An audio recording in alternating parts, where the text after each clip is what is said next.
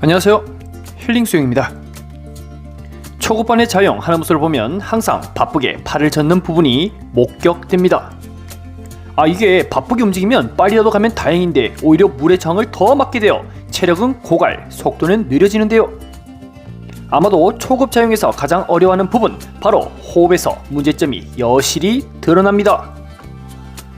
수영 선수들은 어떻게 호흡을 하는지 초급반과 비교를 통해 해결 방안까지 알아보겠습니다. 첫째, 무호흡 자영을 시도하자. 수영은 공기의 저항보다 물의 밀도와 싸운다고 보면 되겠습니다. 물의 밀도는 공기보다 크기 때문에 물속에서 움직이면 더 많은 에너지를 쓰게 되는데요. 달리기를 처음 도전하는 사람들도 우째우째 걷다 뛰다 하면 10km는 완주할 수 있습니다.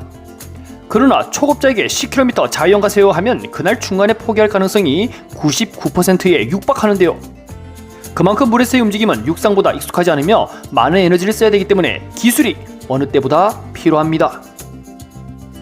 물에서의 기술은 사실 단순한데요. 호흡, 발차기, 팔돌리기 이 세 박자만 골고루 맞추면 해결되지만 몸이 말을 안 듣는데요. 숨 쉬려고 머리를 들면 팔이 안 돌아가고 팔을 좀 더 열심히 해보려면 다리가 멈춰있는 모습을 발견하게 됩니다. 이게 전문용어로 삼위일체의 부족입니다. 하나의 목표를 위해서 세계가 협응이 되어야 하지만 따로 놀면 망하는 것이죠. 초급반 회원님, 나름 머리를 우측으로 호흡하기 위해 돌리고 있지만 페이크, 즉 속임수였습니다.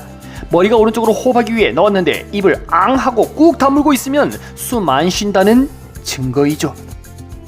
이처럼 초급 회원님들은 물속에서의 움직임이 본인 뜻대로 잘 되지 않습니다. 숨이 막히니 호흡은 해야 되겠고 팔을 빨리 돌려야 호흡 타이밍을 빠르게 가져올 수 있으니 이거 급해지는 것입니다. 되뇌에서 팔다리로 침착해 명령하다를 해도 신체가 뇌의 명령을 거역하니 어찌할 도리가 없습니다. 우리는 이럴 때일수록 천천히 해야 되겠죠. 호흡, 팔돌리기, 발차기, 삼위일체가 영 안된다면 과감히 하나는 버려야 되죠. 깔끔하게 호흡을 포기하는 것입니다. 그냥 호흡하지 말고 죽어라 이런 이야기가 아니라 무호흡 자영을 시도하는 것이죠. 우리 신체에서 가장 무거운 머리만 숙여주면 팔다리는 굉장히 여유있게 움직일 수 있습니다. 물론 호흡, 팔돌리기, 발차기, 삼위일체가 훌륭한 분들은 괜찮습니다. 그러나 6개월이 넘어도 자영 완주가 잘 안된다면 충분히 시도해볼 만한 가치가 있겠죠. 둘째, 호흡할 때 머리만 돌리는가? 얼마 전 목 디스크 환자는 자유형을 하면 안 된다라고 제가 영상을 만들었는데요. 그 이유는 한쪽 방향으로 목을 자꾸 돌렸을 때 좌우 불균형으로 목 디스크가 악화될 수 있다라는 뜻이었습니다. 그러나 몇몇의 반론자들은 이렇게 대답을 했습니다. 아니, 몸통으로 롤링을 하면 머리는 저절로 측면으로 따라가는데 그게 뭐가 문제냐라고 말이죠. 그렇습니다. 사실 몸통의 롤링만 적절히 사용해주면 목 근육을 과도하게 사용할 필요가 없겠죠. 그러나 이 전제는 자영을 할 때 몸통의 롤링을 제대로 사용할 수 있느냐 되어야 합니다. 초급반 1번 회원님이 자유형 완주를 위해서 힘있게 출발했습니다. 그러나 아쉬운 부분이 보이는데요. 오른쪽으로 숨쉬는 롤링은 확 틀어버리고 왼팔 돌아갈 때는 다소 롤링이 부족해 보입니다. 그러다 보니 왼팔이 물을 잡고 밀어낼 때 저항을 이겨내지 못하여 팔이 꺾이는 현상이 발생하는 것이겠죠. 롤링은 몸이 좌우로 기울어지는 과정에서 마치 지렛대의 효과를 통해 물을 효율적으로 밀어낼 수 있게 됩니다. 그 과정에서 머리는 몸통의 회전에 따라 측면으로 따라간다는 개념이 되지요.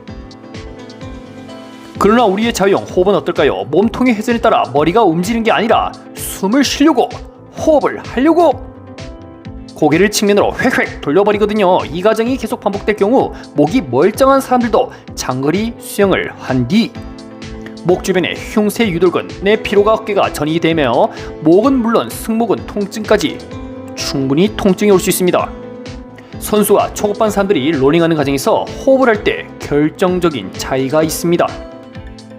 팔을 뒤로 밀을 때 물 밖으로 나오기 직전 머리가 올라와 호흡을 시도하는데요.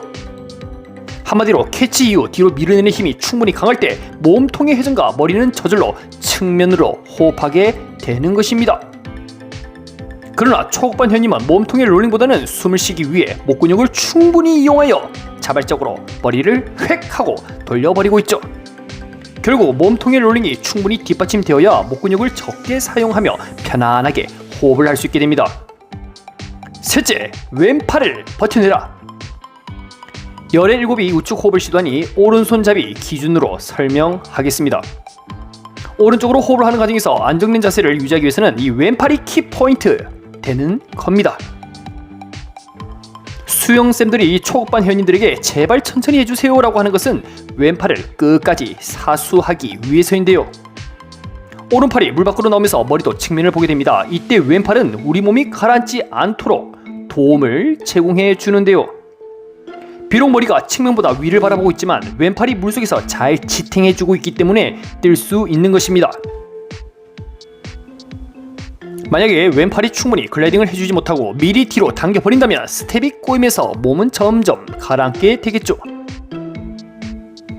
초급반에서 자유형 호흡을 어려워하는 이유는 팔이 글라이딩 되는 동안 기다림의 부족입니다. 분명 한 팔이 공중에 떠 있으면 옆에 있는 팔은 물속에서 쭉 뻗어줘야 서로 균형이 맞습니다. 지금처럼 팔이 떨어지기도 전에 다음 팔이 미리 움직이는 행동은 물에 대한 두려움이 크다고 이야기할 수 있겠죠. 과거부터 가지고 있던 물의 트라우마 또는 공포증이 기억에서 되살아나며 그냥 발버둥을 치는 행위라고 볼 수가 있겠습니다. 안타깝죠? 많은 사람들이 물에서 침착성을 가져 천천히 해 라고 아무리 조언해줘도 몸이 급하게 반응하는 것은 어쩔 수 없는가 봅니다. 그렇다면 침착하지 못하거나 물이 무서운 사람들은 평생 안 좋은 자세만 유지해야 할까요? 다소 시간이 걸려도 우리는 기다려줘야 합니다. 누군가는 첫날부터 물속에서 코를 흥 하고 한 번에 공기방울을 뺄 수 있지만 물이 무서운 사람들은 3개월이 지나도 여전히 공기방울을 뺄 용기가 나지 않습니다. 그래서 물에 대한 공포증이 있는 사람들은 일반 회원들과 진도를 같이 나기 힘들며 별도의 과제를 제시해야 되겠죠. 너무 가까이서 안 되는 부분만 지적을 하면 다음날 수영장 가기 싫은 게 또 사람 심리입니다. 적당히 떨어진 위치에서 연습은 잘하고 있는지 칭찬해야 할 부분은 무엇인지 찾고 격려를 많이 해줘야 되겠죠. 초급 시절에는 누구든 호흡이 안 되어 괴롭습니다. 그러나 그 과정을 슬기롭게 극복할 수 있느냐는 본인 몫이 되겠죠. 오늘의 결론입니다. 초급 자유형에서 호흡을 잘할 수 있는 방법 3가지. 첫째, 머리를 숙이고 호흡을 포기하자. 호흡을 자꾸 시도하려고 하면 팔 돌리기 안 되고 팔에 집중하면 발차기 안 되는 분들은 과감히 하나를 포기하는 겁니다. 호흡을 하지 않고 머리를 숙인 상태에서 팔 돌리기와 발차기에 집중을 하는 것이죠. 둘째, 몸통의 롤링에 집중하자. 목만 옆으로 꺾어서 측면 호흡이 아니라 몸통의 회전에 의해 머리는 자연스럽게 따라와야 됩니다.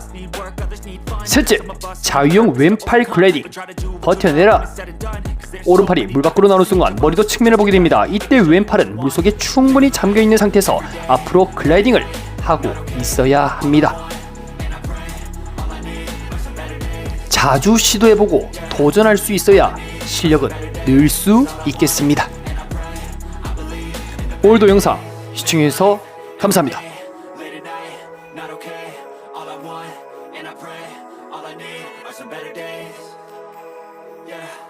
All I need are some better days, 'cause all I want, and I pray, I believe in the better days. I've seen a lot of change, been through a lot of pain.